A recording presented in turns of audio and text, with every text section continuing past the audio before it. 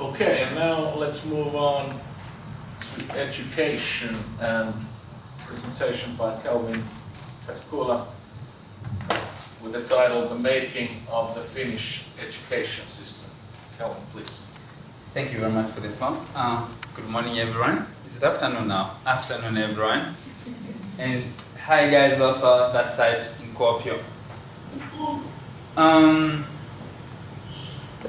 Coming from the education background, when I came here, I was interested to find out more about why Finland's education system is among the best in the world. So, using the PISA reports, PISA, this is the program for international students assessment.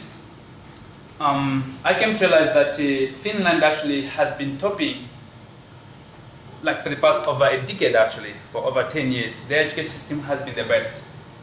So because of that, I used this report for 2012 PISA report, where you can see it's topping among the top 10 countries with the best education systems in the world.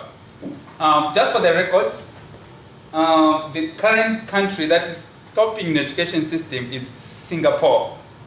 PISA report takes place after 3 years. So this is the 2012 report. Then the 2015 report, Singapore is topping. But because my topic was I was interested in the system of Finland, it was more reasonable for me to use the previous. It's not all that outdated actually, because it takes place after 3 years. So this is the report that took place more recently. For me to grasp or to understand how the system became to be the best, I had to go back in time to find out how the system evolved. And interestingly, it came out that Finland had been a colony of 2 countries. The Swedes were here or colonized Finland for over 600 years. It was too long. Then followed by the Russians that also were here for over 100 years. So interestingly, these 2 powers that were in charge or which occupied Finland, they did not have influence in the education system. The Finns were given the autonomy to decide and plan their own education system. As you can see, these governments really did not have much influence in what type of education system to impose on the Finnish people, except that of the provision of funds, of course.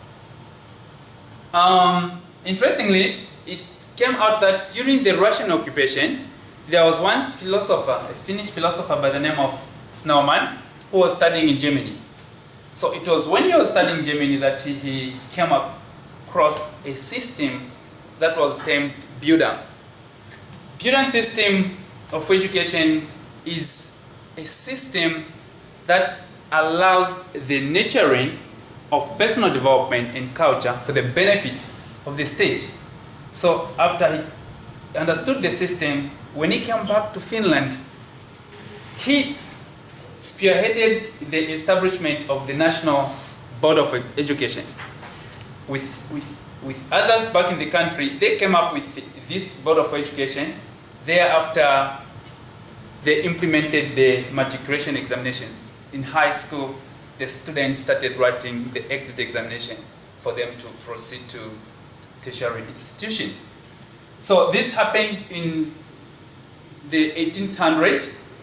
Then thereafter, in 1917, Finland declared herself independent state from the Russians. So after that, 4 years later, they came up with a compulsory education act. They realized that for the country to be educated, they need to provide more resources in education.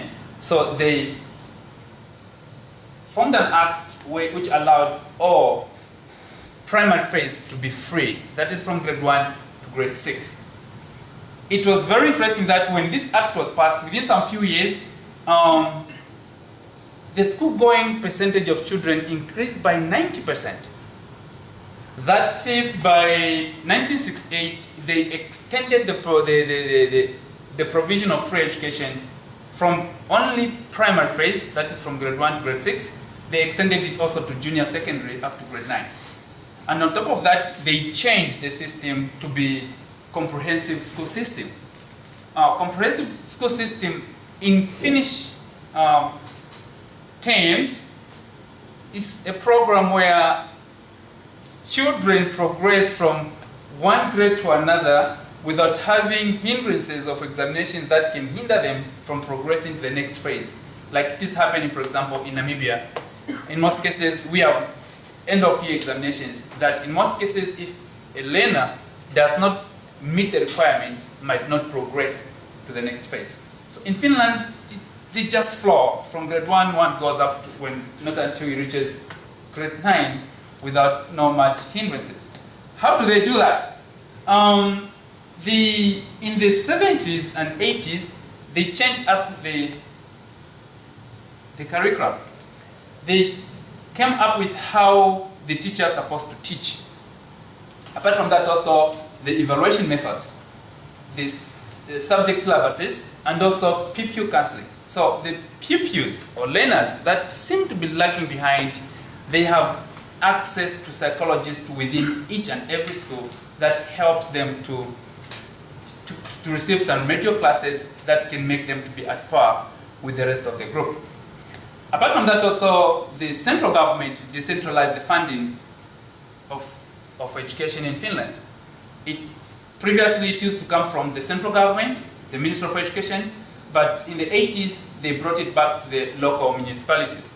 So each and every municipality is responsible with the education provision to the locals, in the schools in that locality.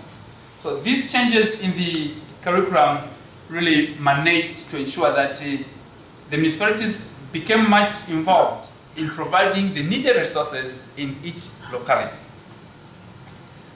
Thereafter, an interesting aspect also rose up of the management of schools. And as a result, in 1978, the Office of the Principal was also initiated, created, with the main purpose of running schools. It's a little bit interesting because, like myself coming from Namibia, principals also have the responsibility of teaching. But when they came up with this initiative here in Finland, principals or headmasters' responsibility is mainly managing the affairs of the school. Then to ensure that this comprehensive education system succeeds, they came up with the increasing or upping up the requirement for teachers in the profession.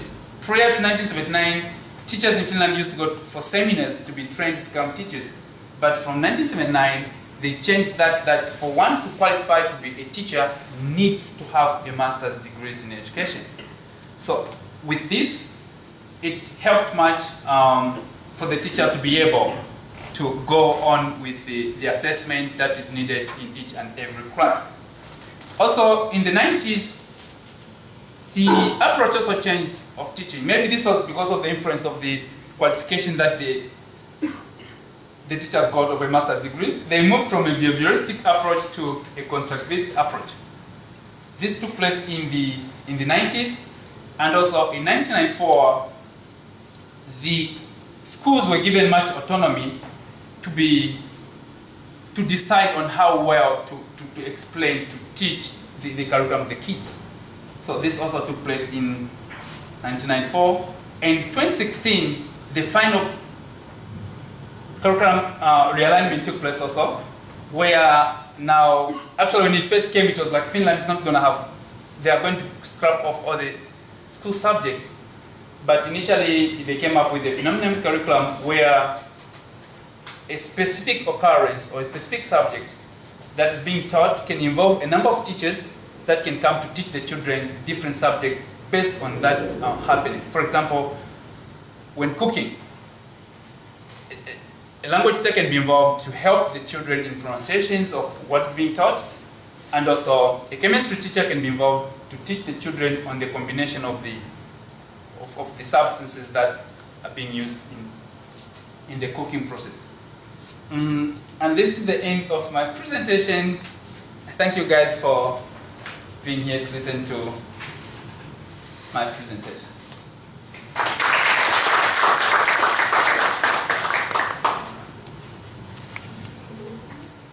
Thank you, Kelvin, and let's move on to the Q&A session.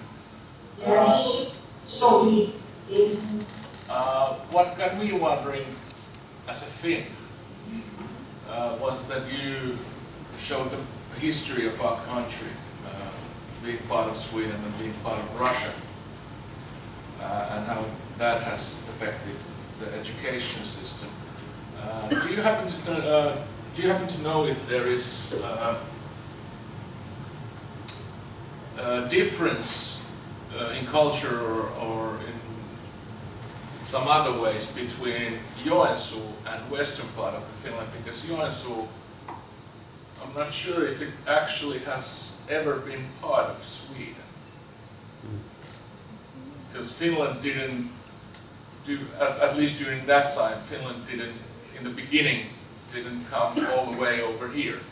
So perhaps Joensuu has been, well, actually, the area perhaps could have been 100 years or so under Sweden, but I'm not sure. So is there a difference between Eastern Finland and Western Finland? Your question is, you're trying to find out if I did research also to find out the cultural differences between Joensuu or North Karelia in Eastern Finland. When I was conducting my research, I basically focused on Finland as a whole, not in segments of regions. So I did not concentrate much on that.